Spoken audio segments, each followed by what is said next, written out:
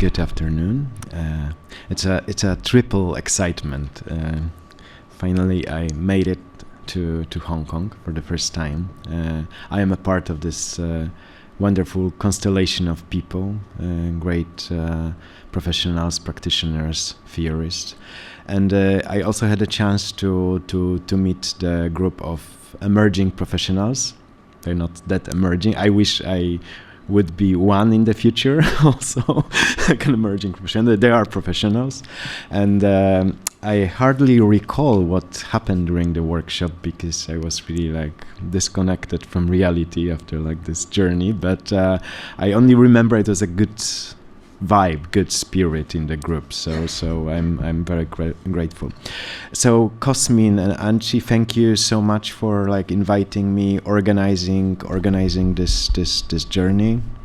It's also quite a special moment for this place, for all of us, and I've decided to deliver a paper. Also having like a very bad reputation for lengthy and kind of meandering talks, so I decided to kind of structure it and share some of. It's quite a, I don't know. It's like we'll find out. You know, like it's a premiere kind of. You know, there I'm going to share some notes, some observations, some reflections on and some truisms. Of course, on art and life, museums, cross-pollination, one-to-one scale maps, escapologies, some strategies of like running away and kind of evacuating art from contemporary art. So it's not going to be really focused on like my practice or like on an existing like pre-existing artistic practice. I might mention some, but I kind of reduced this Bródno Biennale component to like a small part, small unit. So I will share some, like some notes. I will read them.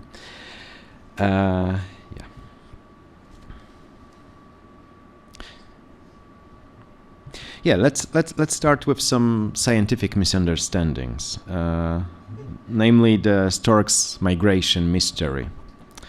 I don't know if you're aware, but for thousands of years, seasonal migrations of birds were a great mystery to Europeans. Why did storks disappear in the winter? Do they all die of cold? Aristotle assumed that such birds hibernate in the cold months, taking a rest just as frogs or toads, descending to the bottom of a lake or immersing themselves in the sea. Later, a daring alchemist hypothesis gained favor, namely that in winter birds turn into mice, which would explain why rodents appear en masse in granaries and barns. In the 17th century, another theory became popular, thanks to a pamphlet, intriguingly entitled, it's a very good title, so I'll read it, an essay toward the probable solutions of this question, whence come the stork and the turtle dove, the crane and the swallow, when they know and observe the appointed time of their coming. That's the title of the pamphlet. The theory held that in winter, these animals go to the moon, where they find a life-supporting habitat. The riddle of seasonal migrations of birds was solved only on the 21st of May, 1822. In the village of Klutz, in Germany, a stork was found, with an 80-centimeter long African arrow in its neck. It had returned from a long overseas journey and died on a German meadow. This led to the discovery of the incredible range of the intercontinental migrations of birds. The stuffed stork, Pfeifelstorch, that's the German name for an stork with an arrow in its neck, is now to be found in the zoological collection of the University of Rostock. To date, 25 cases have been documented of birds that returned to Europe with sharp implements or weapons in their bodies, which had been used in an attempt to kill them during the journey. Let me pose this question. Can a museum suffer from hallucinations? Or to put it differently, what if we see only what we want to see?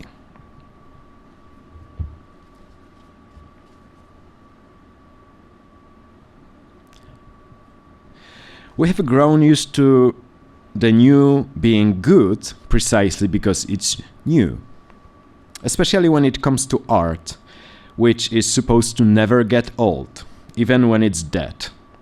On the contrary, that is when, given enough tender loving care, it can be even rejuvenated. Rather than frenetically seek new formats, names, trends, constituencies, clients, business models, we could also dust off, as we do with old things and old ideas as well, the cliché conclusion from Robert Smithson's canonic essay, The Monuments of Passaic. Nothing is new, neither is anything old.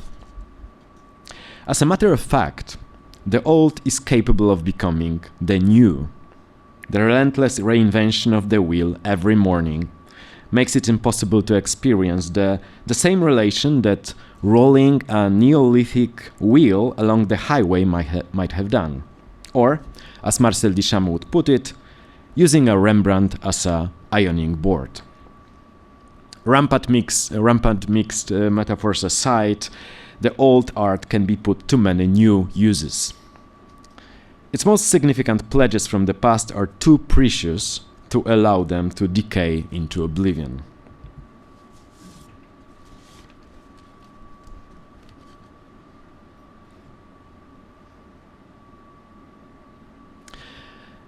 The new institutionalism, or the new institutionalism, capital letters, adoption of a public-friendly approach has brought some benefits, but also had some detrimental effects that we might find embarrassing, even to speak about.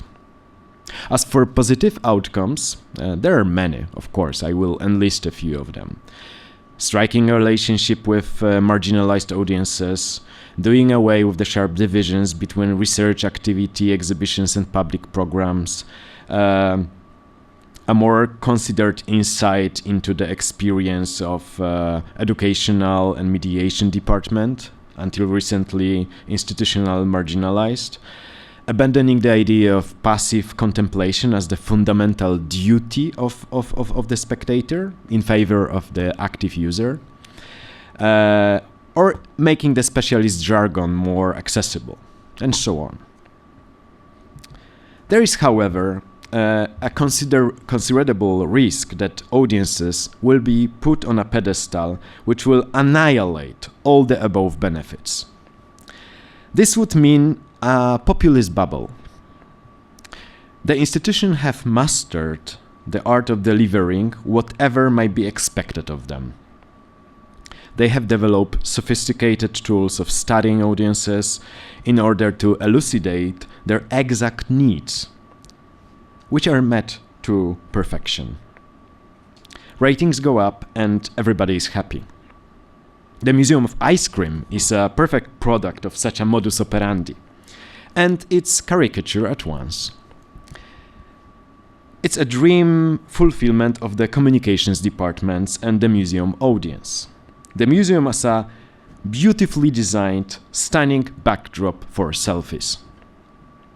The viewer has never looked so good in a museum. The Museum of Ice Cream's mission statement on its website reads: "This is an experience-first brand fueled by the power of imagination and connection, from installations that ignite all five senses to products that are made to inspire. We led with honest belief that anything is possible." The naive belief that anything is possible has afflicted not only large institutions, large museums with their storage rooms, publication departments, and auditoriums. Even small dynamic institutions that drift on the bubbling and sparkling waters of populism have been just as sensitive. So, my advice. For the sake of the users and viewers of the institutions, it would be sensible to create programs that they will not want to understand or even tolerate.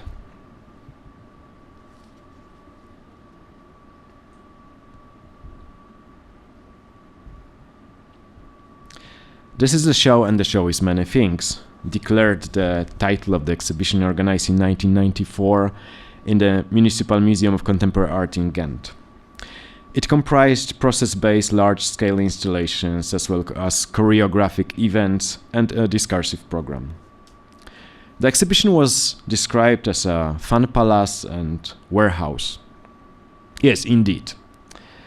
An exhibition is capable of being many things. A work of art can be many things, we already know that. And so can be the museum. But a fun palace or a warehouse is still not enough. The museum can be also a sanctuary. I was trying to look for a museum as a sanctuary on Google this morning. And which might provide a safe space for outlaws. It can be a community garden, it can be a free university, a group therapy center, or a specific economic zone. Today there is no reason for clinging to the superannuated guidelines written in deference of the diktat of the 19th century museum as a seat of high art.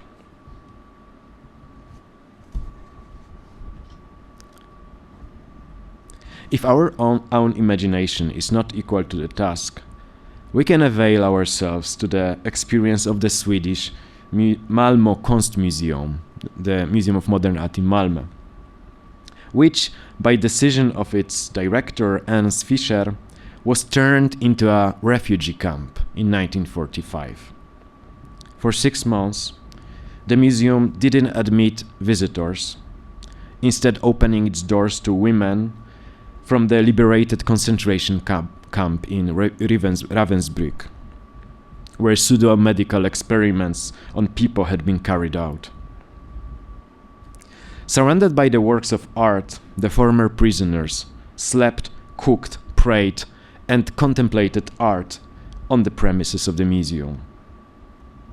In one of the photographs from that time, we can see an improvised shrine made from religious sculptures from the museum collection. Many contemporary artists would have been ecstatic about such an exquisite example of a reciprocal ready-made.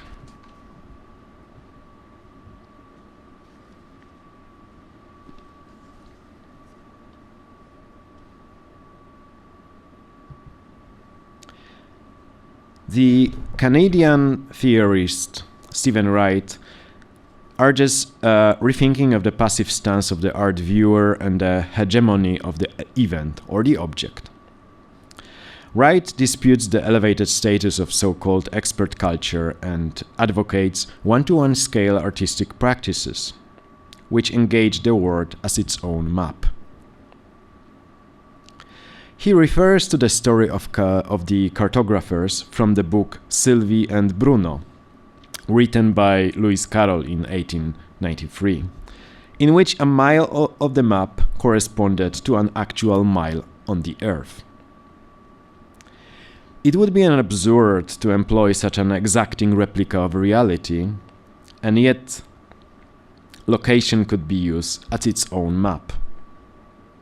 Jorge Luis Borges took up this motif in his short story on exactitude in science from 1946, as did Umberto Eco in his essay on the impossibility of drawing a map of the empire on a scale of 1:1. It is possible to use these literary references to point to historic and contemporary artistic practices that undermine the validity of creating artificial models or mock-ups in spaces reserved for art. Artists who operate in a 1:1 scale work with the land, run antiquarian bookshops. They establish their own museums, work in hospitals, local administration. They are therapists, they are Antifa activists, they are shamans, they enlist as sailors, they fight for the protection of the coral reef, they work on the solution to economic problems. Sometimes the metaphor of working on one-to-one scale can be treated literally. Here is an example from the area of contemporary art. The Canadian artist, land artist Peter von Tiesenhausen lives and works on the farm that he inherited from his parents in the region of Alberta. The region is rich in shale gas. In 1996, the artist took measures to prevent the construction of a gas pipe that was to run through his land by announcing that the land surrounded by the white fence that he had built has the status of a work of art and thus legal protection. The move led to negotiators from oil company ConocoPhillips visiting the farm in attempts to buy the land.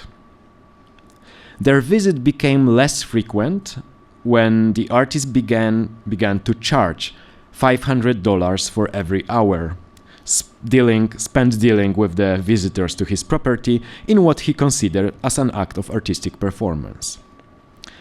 Finally, the company decided to build a pipeline that would bypass Tiesenhausen's land in order to avoid a costly court case.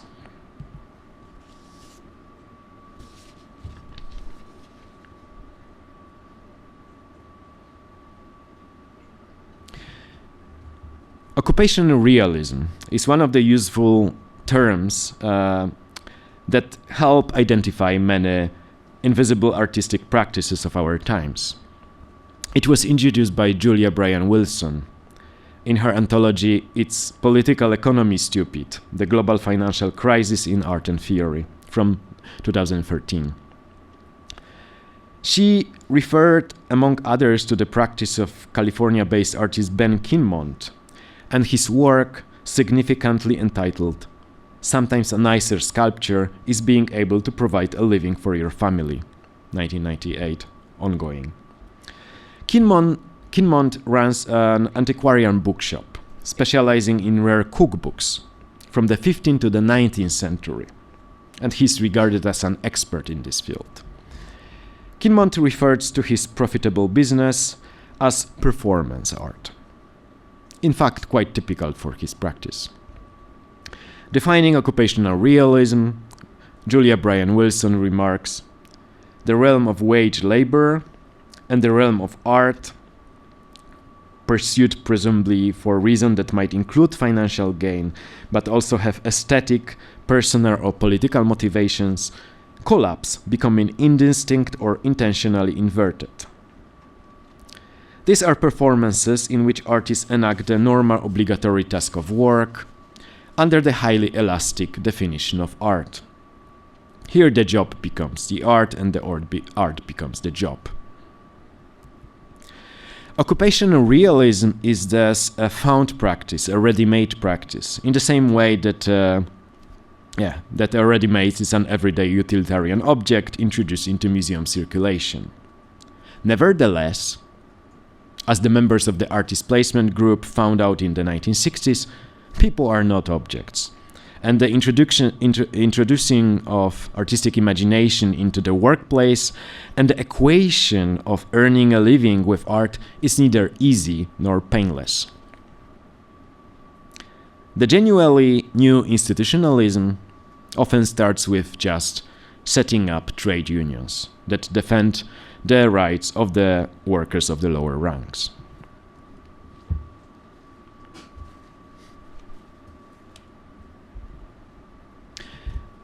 What is the role of the institutions in the situation of this ambivalent dual status practices, work as art, art as work, that exist off institutional radars?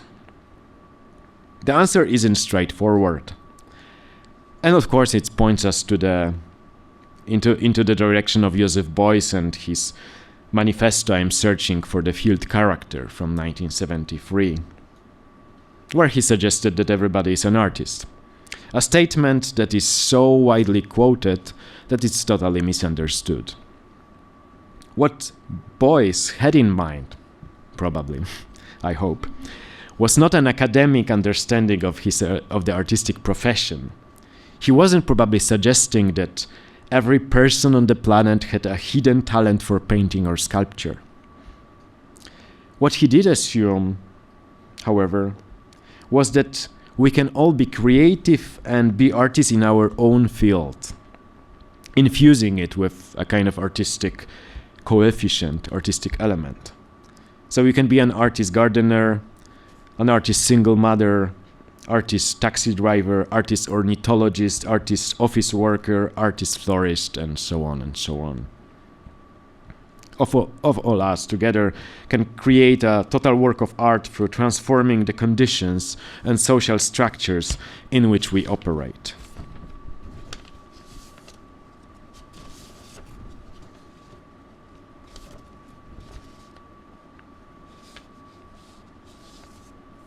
No one has demonstrated this better than middle Laderman Ukeles.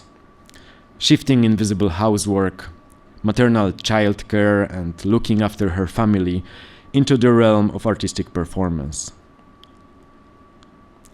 She asked, and this is the question of this, I don't know, of our times. After the revolution, who is going to pick up the garbage on Monday morning?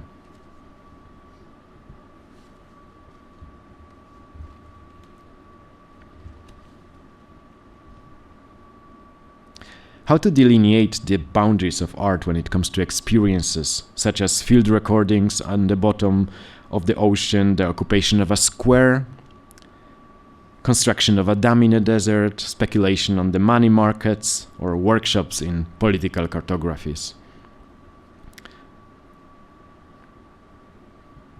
Today, the separation of artistic activity from professional activity, works of art from everyday utilitarian object, and artistic competence from social competence is not unimportant as much as less important. The institutional art world tries to prevent the final dissolution of artistic practices in everyday life, defending itself against the blurring of the characteristics that differentiate art from human activities in other fields, without which it wouldn't be possible to evaluate and petrify them, either in material terms or in terms of their significance.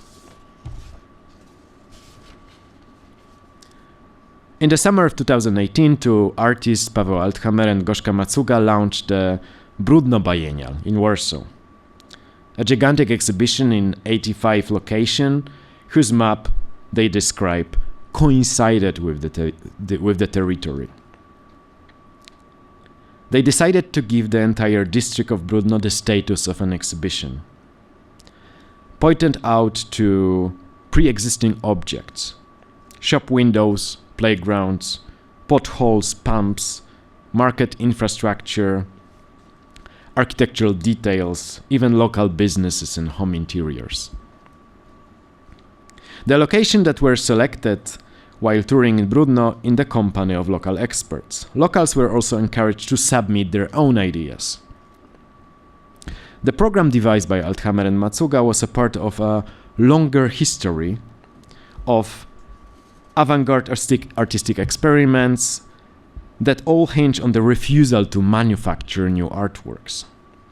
This include Hapsod's One from 1965, event in which the artists Alex Mlynarczyk and Stanofilko, together with a theorist Zita Koslova, announced the annexation of Bratislava, former Czechoslovakia, also for 9 days, like the Bródno Biennale. It was a series of so-called realities, based on declaring some territories as work of art and announcing them to the audience.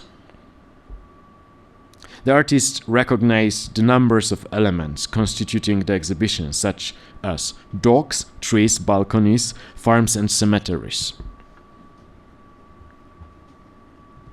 The Bródno Biennale wasn't an exercise in simply appropriating reality as an artwork. It was rather a workout in seeing and perception, drawing on tools developed in sociology and theory of things, critical cartography, alternative tourism, and psychogeography.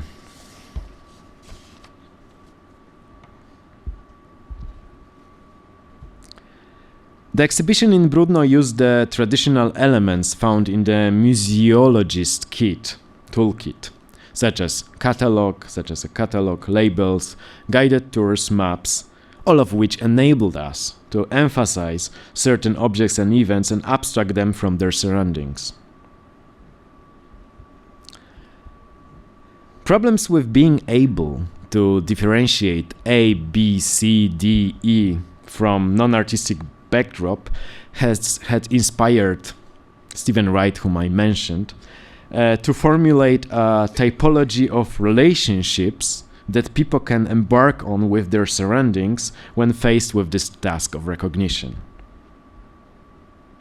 I hope he will forgive me for sharing our private correspondence. This is what he proposed, and I would like to draw your attention to the fourth one, which is the heuristic inversion, appending the relationship between competence and incompetence.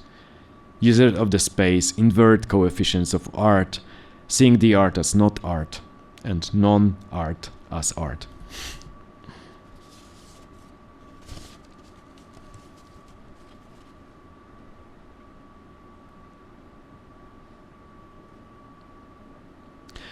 It is possible to venture beyond the museum and the world of art without physically leaving the building, leaving the place of work.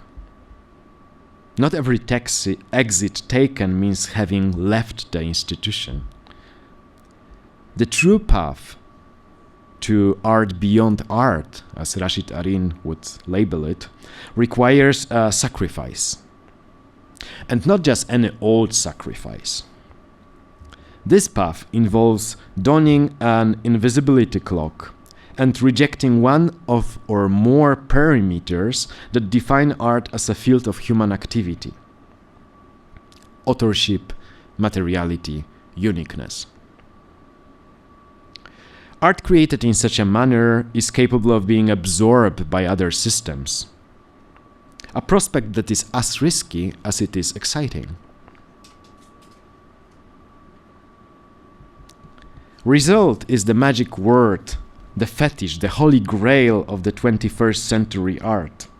For decades, a debate has been ringing in the art world about the consequences, or absence thereof, of artistic actions, the need to venture outside the safe institutional cocoon, and the tangible effects of socially oriented, politically aware acts committed in the name of art.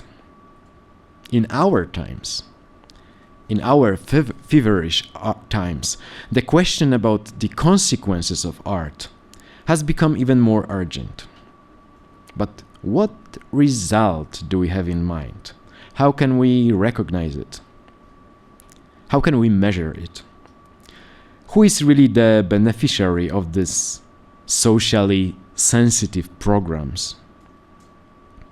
The desire to influence reality in these stormy times has become so overwhelming that we feel cheered by every instance of a venture beyond the bubble of high art, high culture, even if negative. On the other hand, we shouldn't confuse art with social work. If we really do believe in the efficiency of art, we must accept that it can also be turned into a dangerous weapon.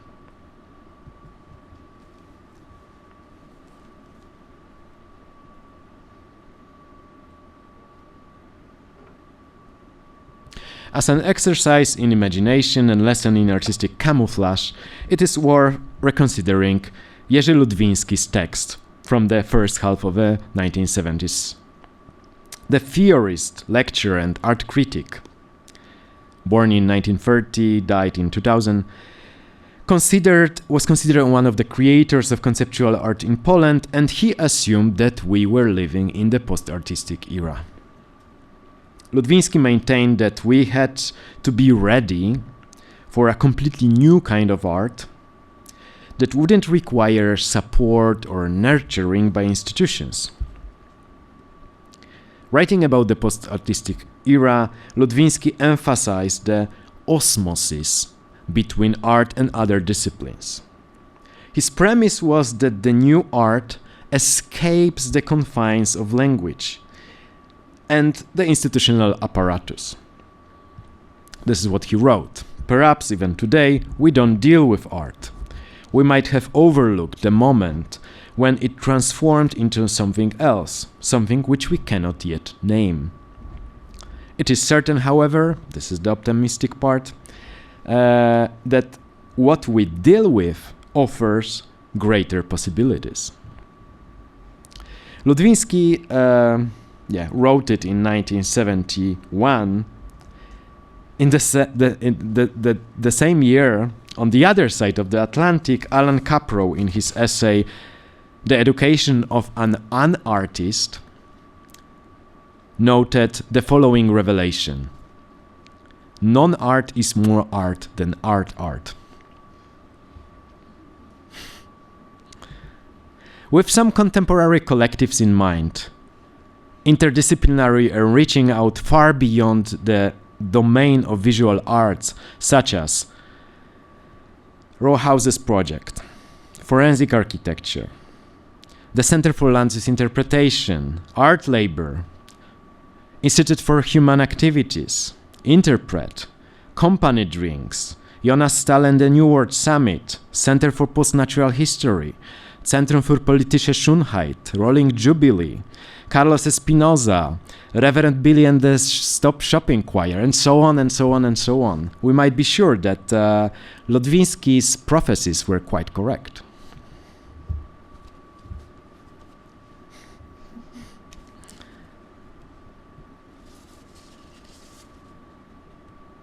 Contemporary art as a style, discipline, and format of production, distribution, and relationship with viewers is lumbered with a number of serious shortcomings, like a tendency towards exaggeration, extravagance, competitiveness, elitism, overproduction, pomposity, and wastefulness.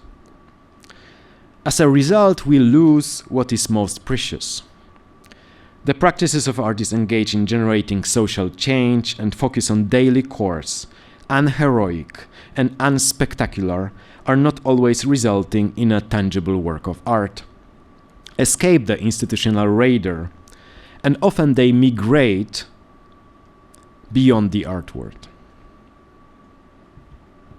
While postulating the necessity of dealing with this with contemporary art, we must bear in mind the freedom of art, including the freedom to cease being what it is supposed to be. Sometimes this is related to returning to a more compromised or historically marginalized forms like propaganda.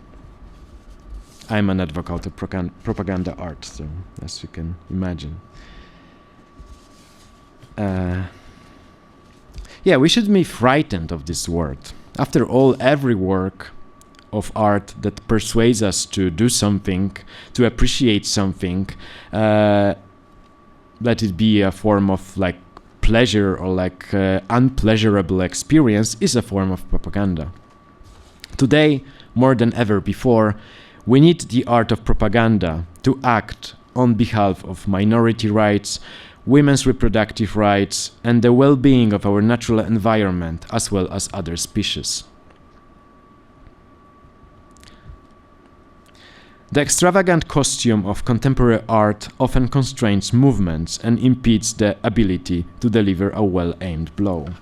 I think some of the images are, kind of. I don't know what happens to them. Yeah, the alt-right hack. They dissolve. This is, Okay, to conclude and to come back to birds and other creatures. The rabbit duck drawing was first seen on the 23rd of September 1892 as an in an illustrated satirical magazine, Fliegende Blätter, The Flying Leaves, published in Munich. The rabbit duck is a simple optical illusion. If you try harder to take a closer look before our eyes, the animal in the drawing begins to transform itself from a rabbit into a duck, and then back again. Its identity is flickering. Ludwig Wittgenstein immortalized the drawing when he referred to it in his philosophical investigations from 1955. Later, Ernst Gombrich would also evoke the rabbit duck in his book Art and Illusion. Another interesting trail leads us to the American psychologist Joseph Jastrow, who'd seen the German drawing reproduced in the Harper's Weekly and used it as one of the tools in his investigation of the duality of perception. Jastrow assumed that the brain takes a shortcut. What we see depends on our expectations, experience, knowledge of the world, prior readings and conversations, mood, and also like our ability to concentrate. I'm finishing slowly. Concentrate. Recently, there had been a research into the possibility in our times, like a century later, the possibility of distinguishing one identical drawing from the other. Yeah, again, with the immortal duck rabbit figure. The duck figure placed to the next duck rabbit figure with the instruction: imagine that the duck wants to eat the rabbit. Imagine that. We can carry out this task easily. We can differentiate between the two drawings despite the fact that they are identical. What is more, we are looking at the both drawings simultaneously. We conduct an absurd operation, recognizing A as A and A as B. Robert Filio, a poet and visual artist linked to Fluxus, who is remembered, among other things, for organizing Art's Birthday, which is on the 17th of January. Celebrate. He also propagated practicing attention and altering reception exercise by seeing art as not art and not art as art, and unconstrained switching between those categories. Think about all those stones in museums, of natural history museums, that have been erroneously designated as meteorites. Think about it. Hundreds of rocks identified as meteorites, which were later proven to be of terrestrial origin. Many artworks met the same fate, as you can contemplate in the Salvage Art Institute, a museum, a mock museum, a mock institution, like as Gregory Cholet would call them, a monster institution, established by a visual artist, Elka Krajewska. The institute handles no longer artworks. Damaged items declared by insurance companies to be a total loss, and consequently cancelled and withdrawn from circulation in the art museums and in the art market. Former works of art fill insurance companies' warehouses around the world. Salvage Art Institute, in cooperation with education and research institutions, examines the legal, intellectual, and economic consequences of invalidating the works of art. The circumstances in which some of these items leave the warehouse and return to the market, life after life. The relationship between the artists and their cancelled works, and whether, from a legal point of view, such a work can be resurrected.